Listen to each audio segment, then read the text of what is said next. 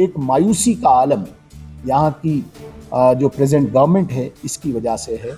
Unnecessarily कुछ इस प्रकार का मतलब मुद्दा क्रिएट करके डाइवर्ट करना लोगों को, इतनी स्कीम्स आज जो आई हुई हैं उन स्कीम से लोगों को ध्यान भटकाना, अपनी नॉन परफॉर्मेंस को छिपाना।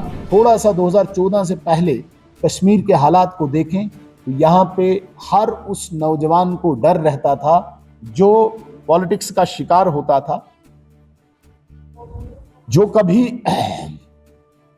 लोकल रिप्रेजेंटेटिव के अगर थोड़ा सा भी खिलाफ गया हो, पता नहीं कहां से उस पे कौन सा एक्ट लगा के, कौन सा पीएसए लगाया जाएगा, उसे कहां भेजा जाएगा, कौन सा उसे यूएपीए कानून लगा के उसे कहां भेजा जाएगा। इस प्रकार की यहाँ की स्टेट थी तब।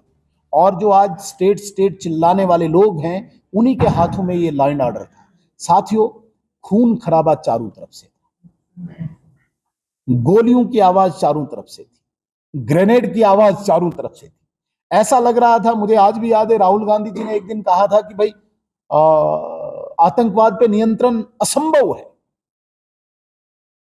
कि टेररिज्म को कंट्रोल करना इम्पॉसिबल है।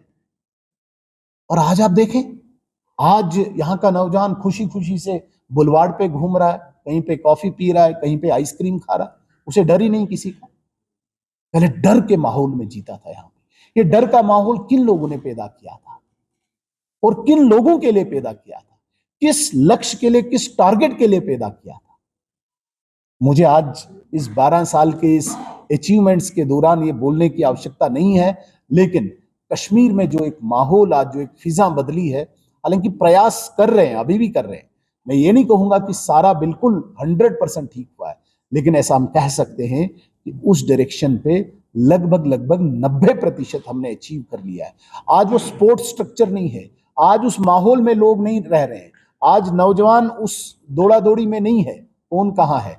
आज नौजवान यहाँ का ढूंढ रहा है, जॉब एवेन्यूज ढूंढ रहा है। इसीलिए मैंने एक दिन असेंबली में भी कहा था कि अगर नरेंद्र मोदी जी और अमित शाह जी ने कश्मीर के नौजवान को सेफ्टी दी है, सुरक्षा दी है, तो यहाँ की सरकार का दायित्व बनता है वो उसको जॉब दे, वो उसको एम्प्लॉयमेंट दे। ये नरेंद्र मोदी जी वहां से देने नहीं आएंगे, इसलिए हमने यहाँ पे एक लोकप्रिय सरकार चुनी थी। लेकिन साथियों, बदकिस्मती है, इतना सुंदर माहौल आज यहाँ पे जो बना हुआ है, इस माहौल में एक मायूसी का आलम यहाँ की जो प्रेजेंट गवर्नमेंट है इसकी वजह से है। अननेसेसरली कुछ इस प्रकार का मतलब मुद्दा क्रिएट करके डाइवर्ट करना लोगों को, इतनी स्कीम्स आज जो आई हुई हैं उन स्कीम से लोगों को ध्यान भटकाना, अपनी नॉन परफॉर्मेंस को छिपाना। मैं आपको बताना चाहूंगा, अभी पिछले महीने यहाँ पे शिवराज सिंह चौहान जी आए, honourable union minister agriculture and rural development. 6,000 crore रुपए के हमें यहाँ पे सड़कें दी भारत सरकार ने। अब वो बनानी किसने है? यहाँ के लोगों ने बनानी है, यहाँ की सरकार ने बनानी है। 6,000 करोड़ रुपीस जम्मू कश्मीर के लिए, ताकि कोई गांव, जिस गांव की, जिस हैबिटेशन की पॉपुलेशन 250 हो, वहां पे भी हम सड़कें पहुंचाएं। हजारों करोड़ रुपया सीआरएफ में, सेंट्रल रोड फंडिंग में, सैकड़ों करोड़ रुपया नाबार्ड में। अरे वो पैसा तो यहां पे खर्च होना चाहिए, लेकिन बदकिस्मती है, ठेकेदार यहां पे रो रहा है, ठेकेदार यहां पे धरने पे है, जिसने काम करना चाहिए था। अरे पैसा भारत सरकार दे रही है, ट्रांसपेरेंसी से, पारदर्शिता से आप यहां पे उस पैसे को यूटिलाइज करिए, कौन रोक रहा है? लेकिन व्यापारी परेशान कर रखा है, कॉन्ट्रैक्टर परेशान कर रखा है, दुकानदार परेशान कर रखा है। तो सरकार तो इसलिए नहीं बनाई थी जम्मू कश्मीर के लोगों ने कि आप यहां पे परेशानियां करो। आज तो लोग कंपेयर कर रहे हैं, फर्स्ट टाइम जम्मू कश्मीर में आज कंपैरिजन चल रहा है कि भाई एलजी गवर्नमेंट, एलजी प्रशासन अच्छा था या सरकार अच्छी है। हालांकि लोकतंत्र में, लोकतंत्र की बुनियाद जो होती है पॉपुलर गवर्नमेंट होती है, कहीं पे भी राष्ट्रपति शासन नहीं होता है। लेकिन जम्मू कश्मीर के लोगों को जिस प्रकार से आज हालात बने हुए हैं, यहाँ पे आज कंपेयर किया जा रहा है, क्या वो ठीक था या ये दौर ठीक है? आज सस्पेंस है। आज लोग दोबारा से, मैं ये नहीं कहूंगा राष्ट्रपति शासन ही सही है, लेकिन लोग मजबूर है वो चीज आज कहने पे। तो मेरे कहने का ये तात्पर्य है साथियों 1 लाख घरों की और घोषणा हमारे शिवराज सिंह चौहान जी ने अभी की थी, आपने सुना होगा। 1 लाख घरों की योजना यहाँ पे और बनने चाहिए और यहाँ की सरकार ने वो तैयार करना है, आपने प्रपोजल देना है।